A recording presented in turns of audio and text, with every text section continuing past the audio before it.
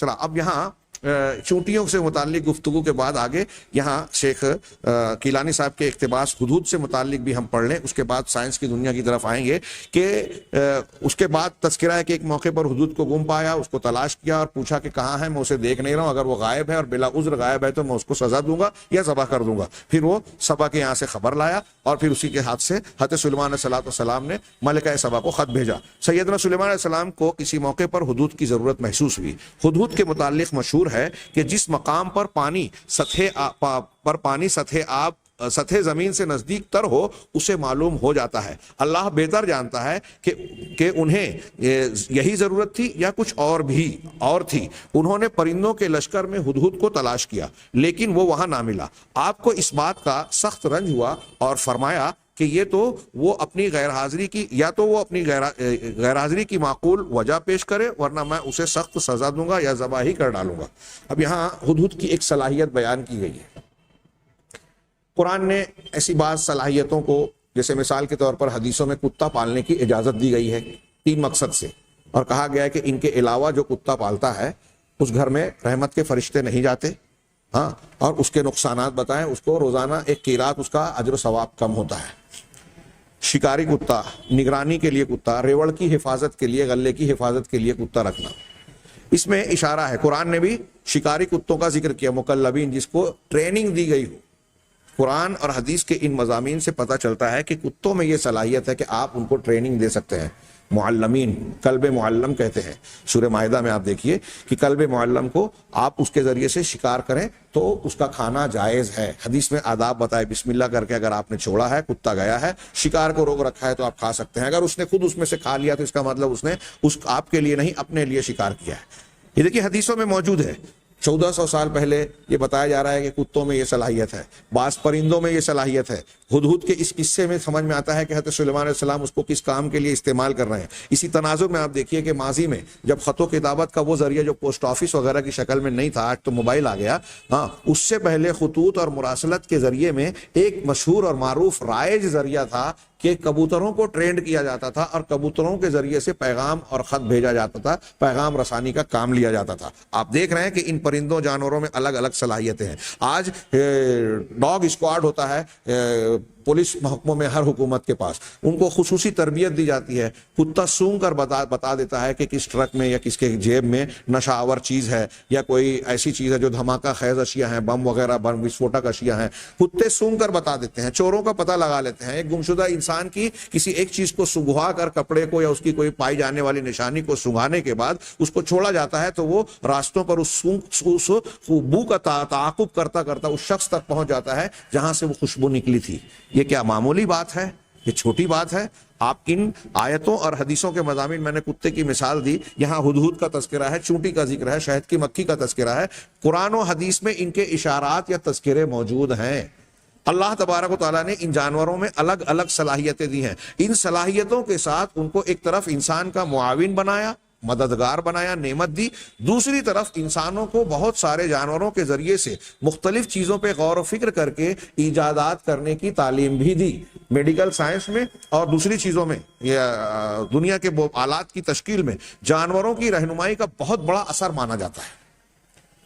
ہاں، کہتے ہیں کہ سانپ کا زہر کا توڑ، انسان اس کو حاصل کرنے کے لیے اس نے دیکھا کہ نیولا سانپ کو سے لڑتے ہوئے اگر سانپ نے اس درمیان اس کو ڈس لیا تو ایک پودے کو جا کر اس کا جو ہے پتیاں کھاتا ہے۔ یو پی وغیرہ میں پایا جاتا ہے وہ گوما کا پیڑ اور پودا، گوما کی پتیاں کھائی۔ دیکھا لوگوں نے کہ نیولا سانپ سے ڈسے جانے کے بعد گوما کی پتیاں کھاتا ہے، مطلب گوما کی پتی میں سانپ کے زہر کا علاج ہے، تریاق ہے۔ ہاں، کسی حکیم نے دیکھا کہ دریا کے کنارے ایک ٹوٹی ہوئی کشتی ہے، ایک پرندہ آیا، اس کے تختے پر بیٹھا، چونچ سے پانی لیا اور اپنے مقد میں ڈالا، اور مقد میں ڈالنے کے چند لمحوں کے بعد اس سے پاخانہ ہوا۔ اس سے پتہ چلا کہ ایسا کرنے سے پاخانہ رکا ہوا باہر آتا ہے۔ یہ اینیما اور حقنہ وغیرہ کا طریقہ اسی سے لوگوں نے تحقیق کر کے معلوم کیا۔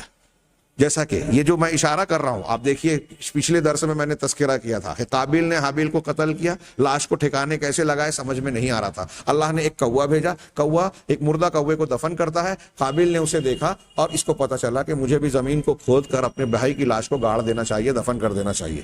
یہ اللہ نے سکھایا، انتظام کیا۔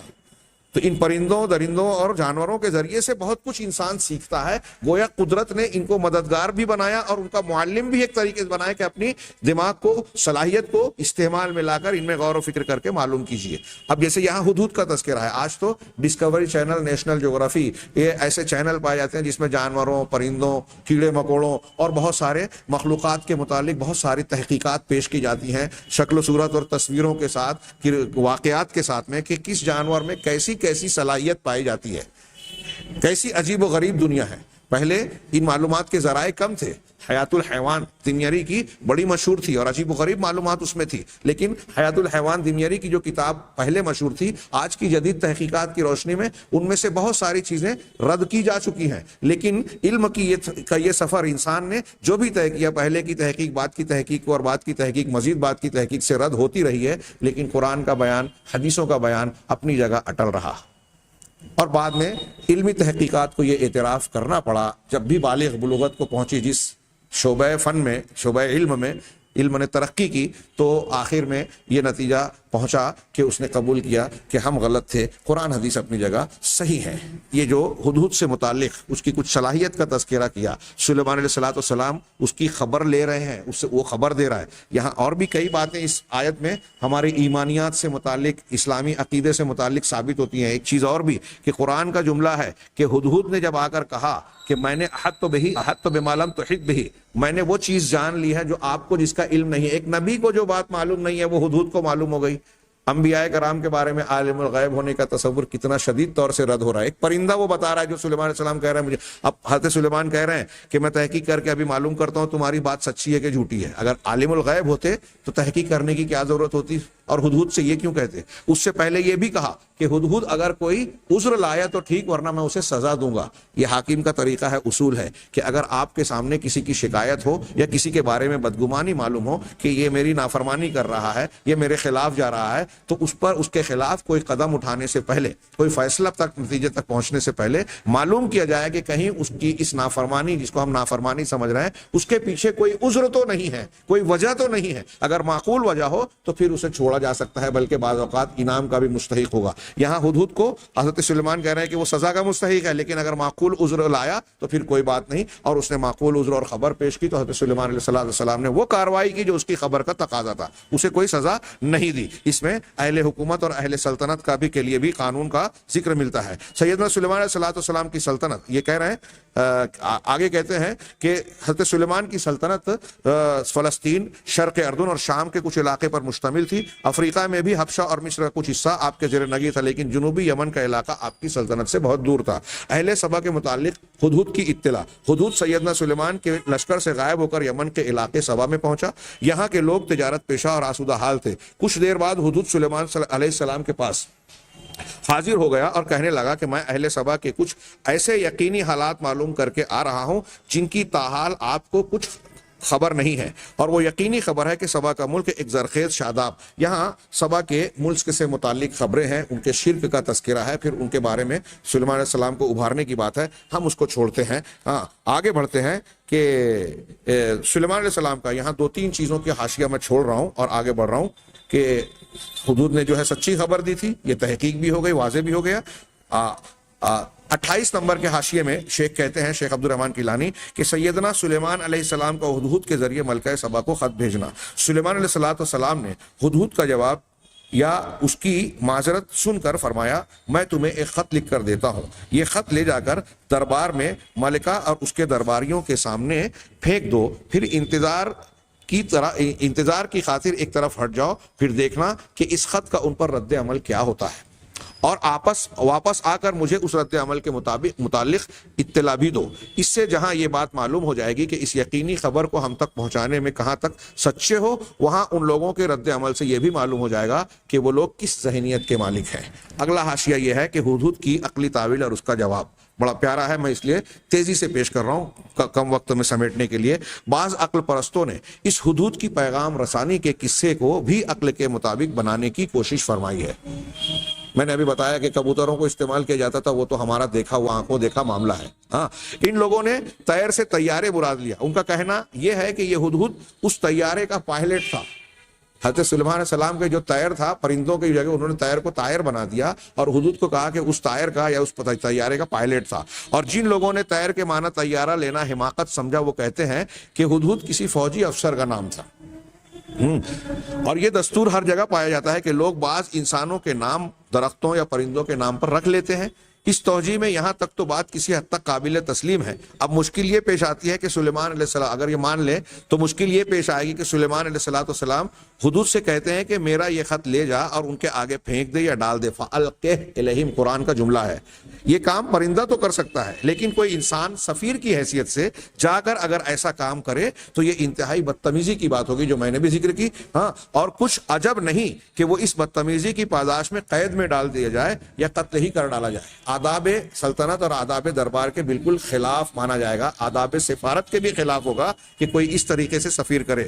دوسری مشکل یہ پیش آتی ہے کہ سیدنا سلیمان علیہ السلام حدود کو یہ ہدایت کرتے ہیں کہ یہ خط ان کے آگے پھینک دے, پھر ان سے پرے ہٹ کر دیکھ کہ اس خط کا ان پر رد عمل کیا ہوتا ہے. اب ظاہر ہے کہ کوئی بھی حکومت کسی غیر ملکی سفیر کے سامنے اپنے اندرونی معاملات کے مشورے نہیں کر سکتی. البتہ کسی پرندے کی صورت میں یہ بات ممکن ہے. حضرت سلیمان علیہ السلام ان کا رد عمل جاننا چاہتے تھے تو ظاہر سی بات ہے کہ ملکہ سبا اپنے لوگوں سے بات چیت جو کرتی ہے اس کا رد عمل کے طور پہ تو سفیر کے سامنے نہیں کرتی, لیکن پرندہ اگر بیٹھا ہوا ہے تو اس کا خیال نہیں کرے گی.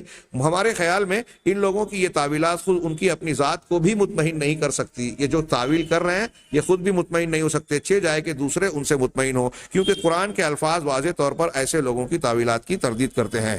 اب یہاں اور بھی کچھ انہوں نے گفتگو کی ہے, ہم اسے چھوڑتے ہیں اس لیے کہ ہمارا اصل مقصود اس سے حاصل ہو رہا ہے کہ حضرت سلیمان علیہ السلام کا چونٹیوں سے بات چیت کرنا اور اللہ کا شکر ادا کرنا, پھر حدود سے کلام کرنا اور حدود کی صلاحیتوں کا تذکرہ. یہ میرے سامنے سائنس کی دنیا جولائی تا ستمبر 2019 کا شمارہ ہے. اس کی پیشانی پہ لکھا ہوا ہوتا ہے کہ سائنسی مضمون سے متعلق اردو کا سب سے زیادہ کثیر الاشاعت پرچہ ہے. حکومت کی ماتحتی میں یہ چھپتا ہے. اس میں ایک چونٹیوں کی نرالی دنیا کے نام سے ایک مضمون شائع ہوا ہے.